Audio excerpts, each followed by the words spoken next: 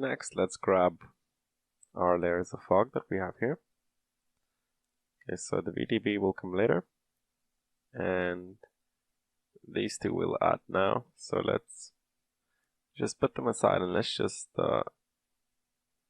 merge them. And we'll set this to screen. So now we have both in one. And if we then go back to our main comp and again merge them with that using screen, and let's have a look. Okay, so this is far too much.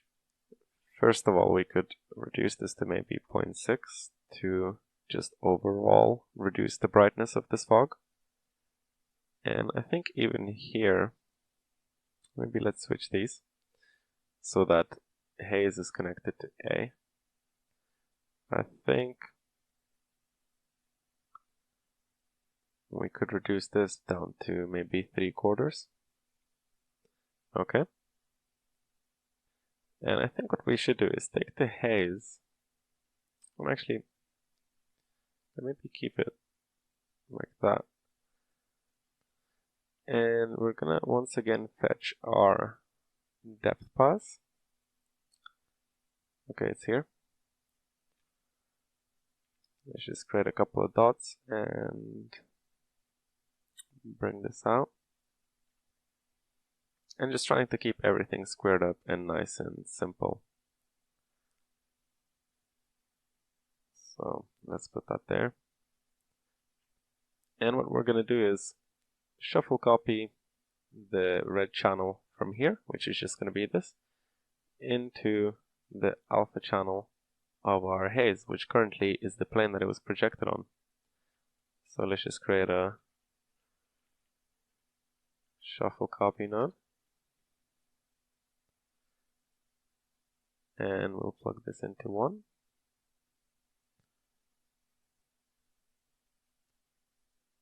And let's go here. And let's just set this to RGBA. And here let's shuffle that. Okay. So now the alpha is going into the red, which is going into the alpha. So now our alpha is this. And let's have a look.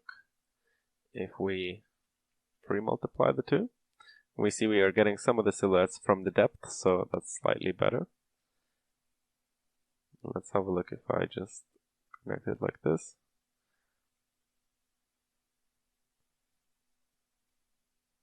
Okay, so it's barely visible now, but I think what we could do is instead just create a grade node here.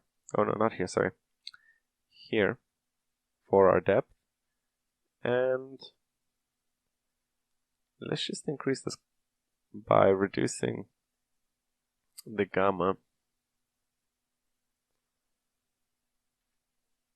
And let's have a look. Maybe increasing the gain.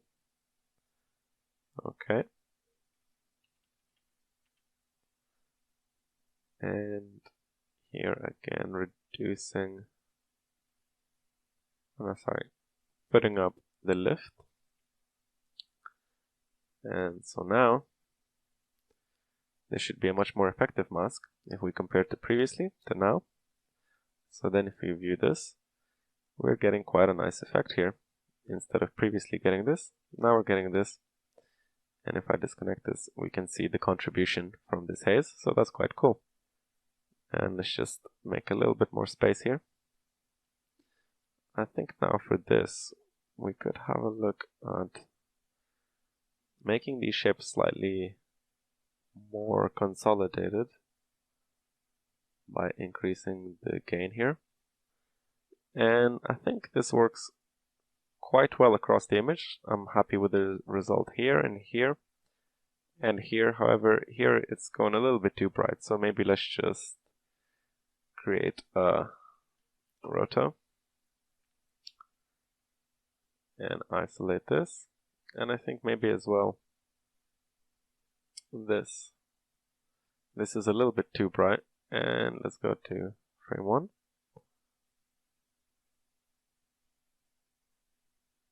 and we'll put these here. And let's feather them slightly. And what I'm going to do is just change the output to RGBA, and in the shape, set these to 0. So now we're not getting any contribution from these two clouds. However, I think I'll want to keep the opacity maybe for this effect at somewhat lower levels. So here maybe this bright, and the second one maybe this bright. Okay, so I think slightly better. And I think the rest of this works quite well, except maybe this cloud. This kind of looks very strange. I'm not sure what's going on here. So maybe let's, I think, again, have a look at our depth, and let's create a grade. And we'll just plug this in here. And again, we'll make this quite contrasty. So let's put the gamma down to very low values, and let's put the gain up.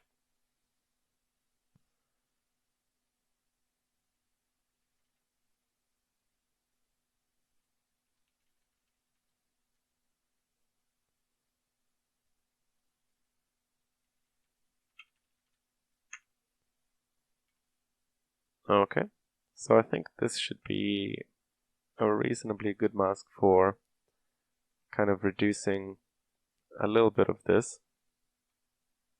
If we look, so let's change this to RGBA, and let's create a mask merge node, and let's connect this in. And okay, actually, first of all, I'll want to have a look if this is working. So currently it isn't, and it's because I don't have an alpha. And oh yeah, I should have just connected here instead, where I had already made an alpha by using the red channel. So now this mask actually kind of works. So if I just connect to this instead, this is much better. This area, however, I would like to keep maybe.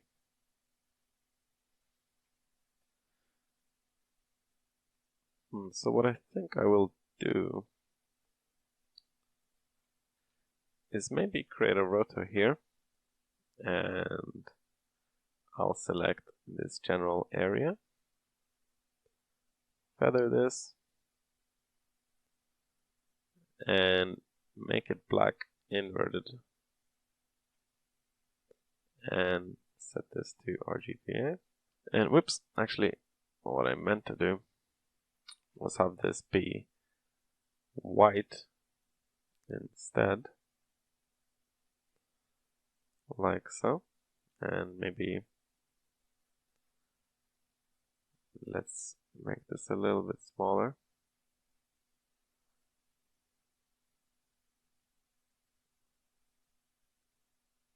Okay. So now, okay, now this works better, because previously this was not getting any coverage in the alpha map at all, so this cloud was disappearing because this is just black. But now we've added this white patch, so we should be able to keep this area as is, and this here is now multiplied by the depth, so we have much better results than we did previously here. And I think what we can do is steal a couple of nodes from our previous bit here from the waterfall. So I think we'll steal the same color, because this is sort of, I guess, water mist coming off the waterfalls that's creating this fog. Let's put this here.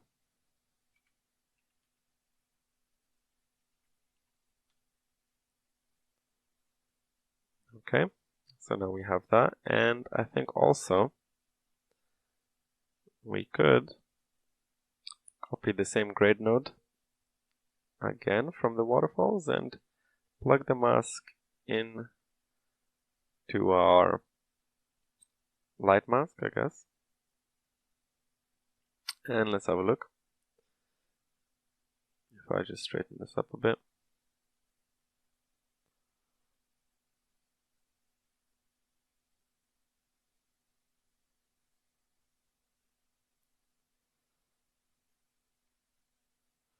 Okay, so now we are lighting up some of the areas that are in the vicinity of the distant light hitting, and as this is animated, this will work nicely with the fog. So it'll add a little bit more to the effect. So in order to individualize, or I guess make the fog look more art directed, what we can do is replicate our method again from Photoshop, where we took bits of depth and scattered them throughout, were exactly where we wanted to conceal things and whatnot. So what we can do here is just put a dot here.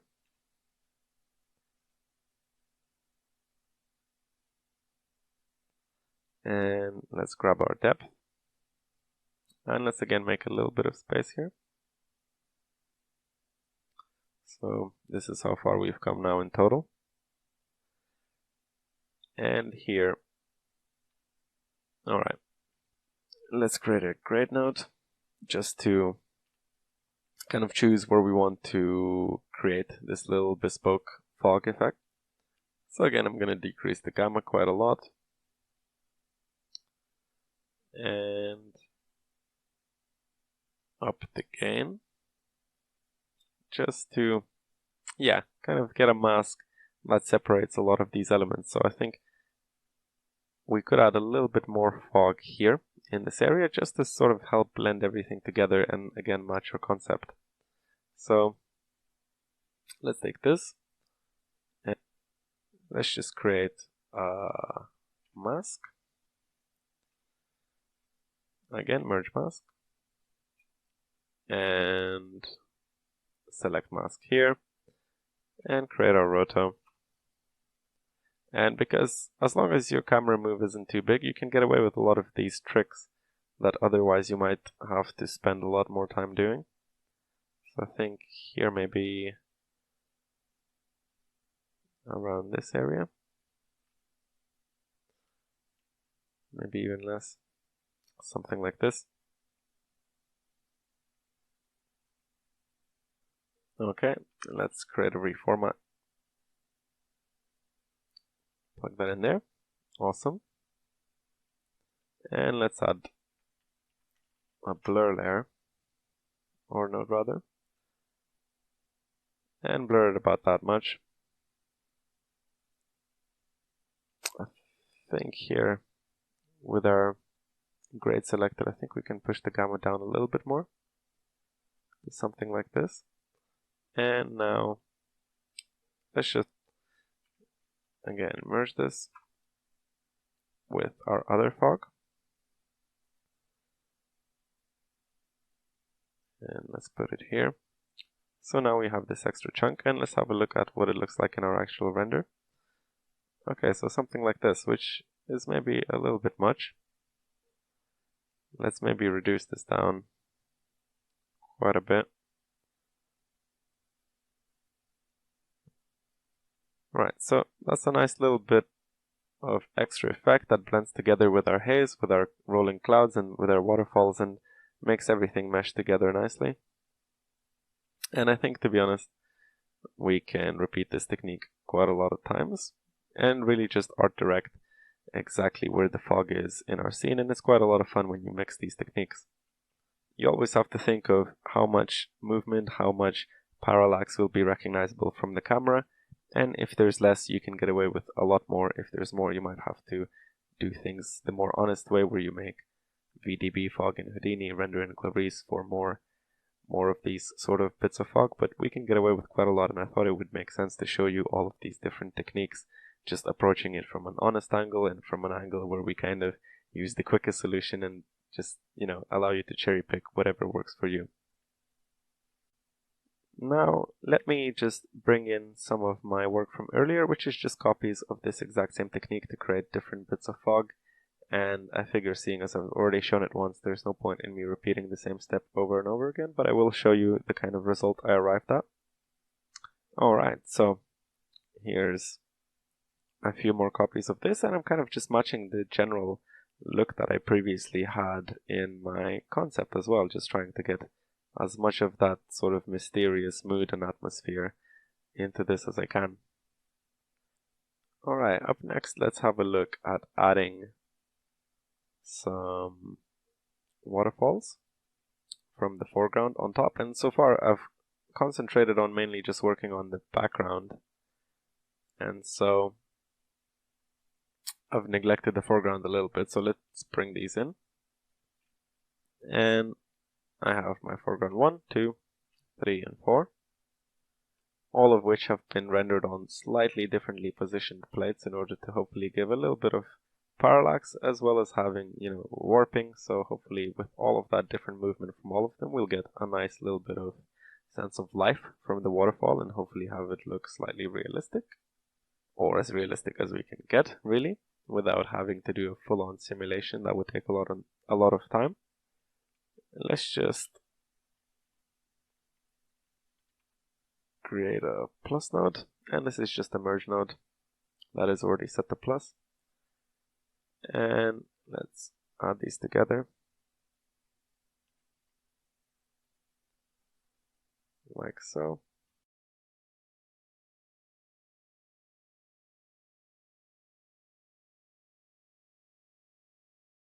Let's make a little bit of space as we'll need it.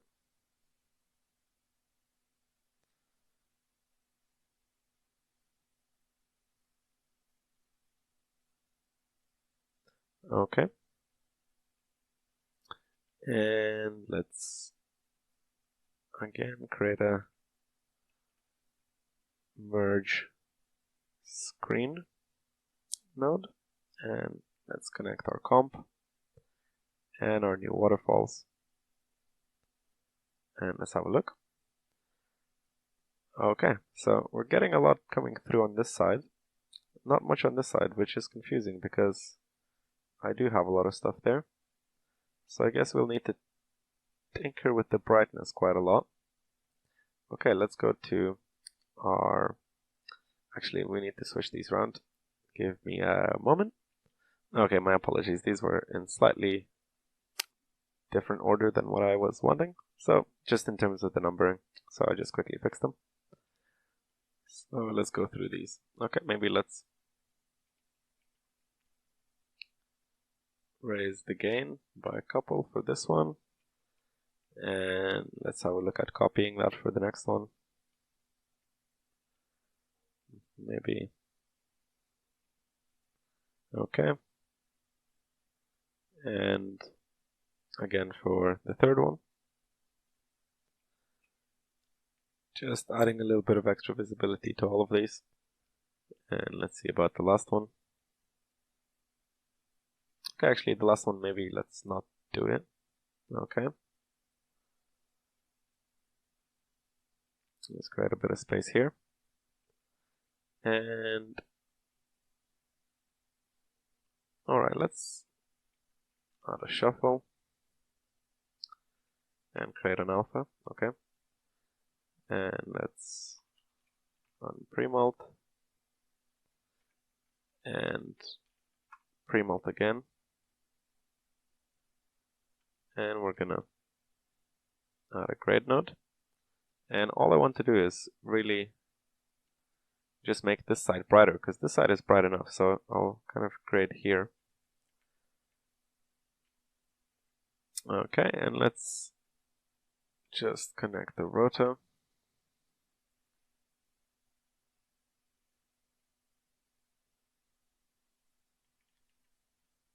And the reformat.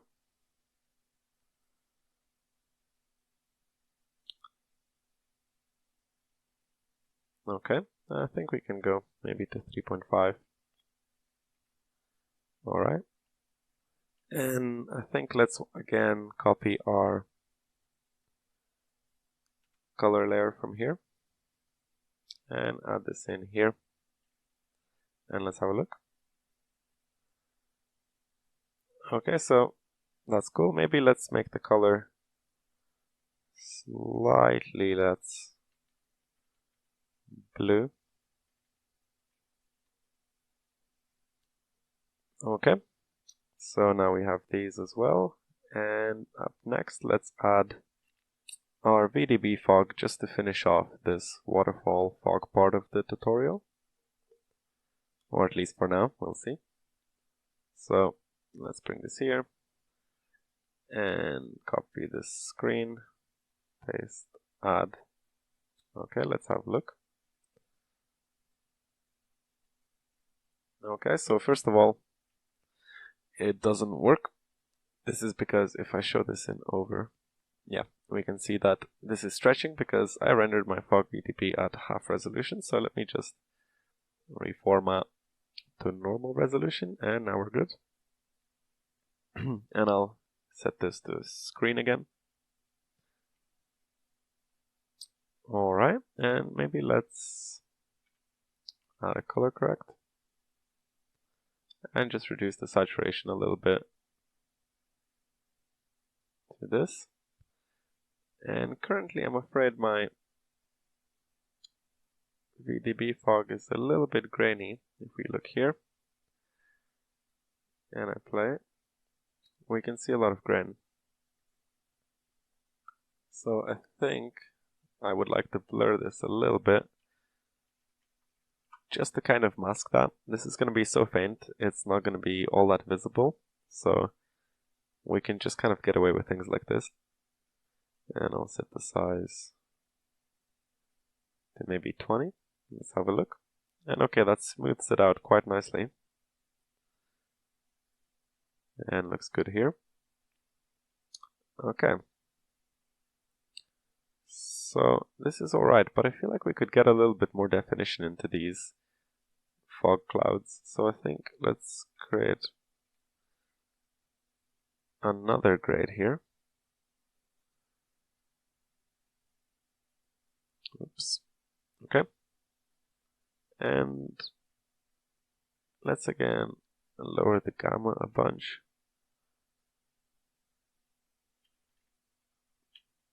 And let's up the gain. Let's just have a look at this here. Okay, so this is a lot more contrast. This is a bit much, but I like what's going on here. So maybe let's just create a roto.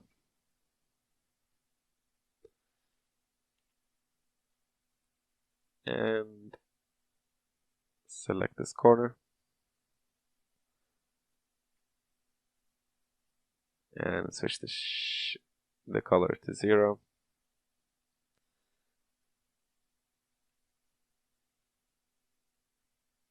Oh.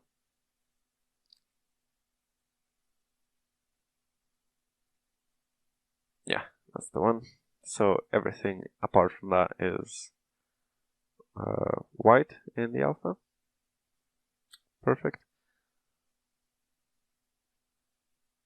So now this has a little bit more definition.